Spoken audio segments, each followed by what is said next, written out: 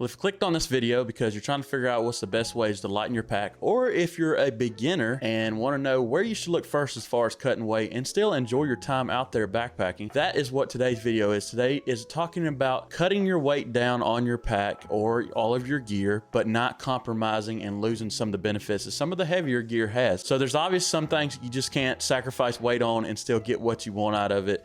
But today we're going to talk about some of the things you can. So last week, if you watched our video, thank you for all that contributed in the comments in that video. It was super supportive and we really enjoyed that conversation. We talked about ultralight backpacking, whether it was dead or not. So after you finish this video, I'll definitely put it in the cards to make sure to watch that video after you get done. But for today, we are going to list some of the simple ways and some of the most honest ways, and I mentioned those in the video, ways to lose weight and not compromise on your backpacking gear loadout. I'm Taylor and welcome to Southern Hike. So guys, one of the main things to talk about, and I kind of hinted at this in that video, is your big three. So those are all areas in today's world. We are very thankful that some of these awesome cottage companies and some are even larger companies who have come out with some super sweet gear that's light and it works really well and you don't have to compromise at all. So first of all, I want to talk about your sleep system. That of course would be some of the quilt options and sleeping bag options. So if you don't like quilts, don't worry, there's some sweet sleeping bags out there now that are like down sleeping bags, and I'm even hearing hints lately that some synthetic ones are becoming a lighter options too. Those are one of the areas where you can get some sweet setups with an affordable cost and still cut down on weight.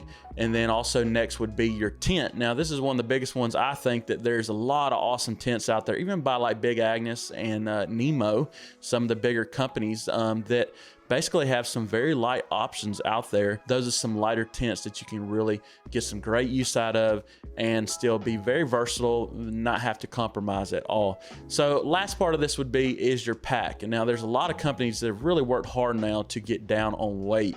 And that is definitely one of the things to look into. There's a lot of awesome packs out there and you don't have to go with the mainstream packs, but at the same time, you still can get some of those options that come on those. And I don't necessarily know. I mean, I guess if you're really into a lot of pockets, you're going to have to really consider the weight that comes with having all of those organization areas. But honestly, some of the lighter packs now can really, comfortably set you up and not have to cut so much as far as organization goes. All right, guys, so that is the big three area. Those are areas that I would say you could definitely contribute to cutting weight slowly or all at once, depending on where your budget's at. But the next thing would be as far as your kitchen setup, as far as your stove, as far as your pots.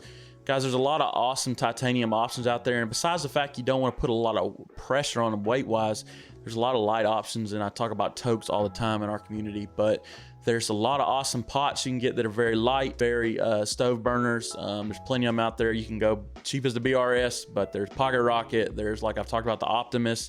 I've heard a lot about the Soto. I want to try that one out next. But those are some awesome options. And then, any of your utensils and stuff like that, unless you're really doing some true cooking out there, I really wouldn't worry about carrying all that extra stuff unless you're just doing overnights and things like that. At least that's my opinion, as this entire video is. So next thing would be is, there's a lot of materials like Dyneema we all know about, but there's a lot of new materials coming out like Ultra and then EcoPack. And I was talking about in a video I think it was a couple weeks ago, that these like Ultras showing up in all kinds of stuff now, in far as stuff sacks, as far as dry bags, things like that. And places like Garage Grown Gear, you can get those small compartmental bags and still save weight on, and still organize all your stuff in the main body of your pack. So honorary mentions, I want to mention this one first because I was in Linville Gorge this past weekend and I was talking to someone. They said that this was one area they still carry a lot of weight in, and this is all based on opinion. I'm not telling you need to do this and my way is the right way, but I was just going to say that I still hear a lot of people carry a lot of clothes when they go even on a overnight or a 2-night trip.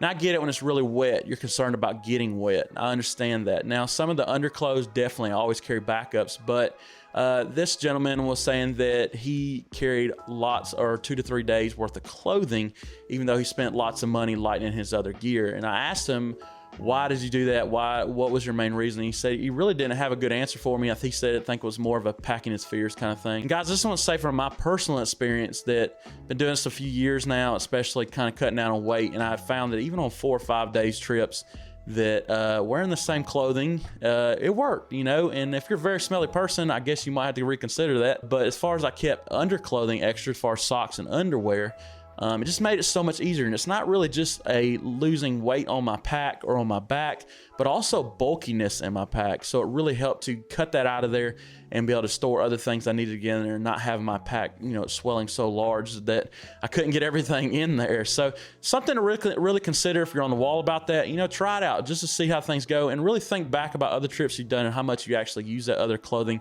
or if it was more of a comfort thing was the reason why you carried those extra clothes. All right, last thing as far as honorary mentions, and I've been talking about this for years, but most people for the most part that really take backpacking very serious have kind of done this. But you know, consider your bottles, what you're carrying your water in. Some bottles, like Nalgene's, can carry a lot of extra weight in themselves. You know, I know some people use like metal bottles and stuff like that, but you know, I'm not telling you got to jump on the smart water bottle train or the life water bottle train. Consider the weight savings, you know, just cutting that little bit of weight there. And I feel like that's an honorary mention. That is one way you can easily cut some weight, because Nalgene bottles can be pretty heavy and the metal bottles just as heavy. So guys, those are all different easy ways to lighten your pack weight, and I hope that maybe one of those was an eye-opener to you. I'd love to hear other comments in the bottom, especially about ways you found to cut weight and still not compromise, as I titled this video. So guys, I hope you enjoyed this video. If you did, please be sure to like it. That is one of the easiest ways to help our channel, and we really appreciate you being a part of our community. If you're new here, we do backpacking, hiking, and trip videos. We specialize more in backpacking gear these days, as you guys all love it, so we're enjoying producing that content and discussing it, and we just want to thank you for being here. Guys, this is our weekly video. We do a video every Thursday, and hey, if you're here and you heard me talking about the ultralight backpacking video and whether it's dead or not, make sure to watch that video next. I'll make sure to link it right here in front of you right now. Guys, hope you enjoyed this video, and we will see you next week.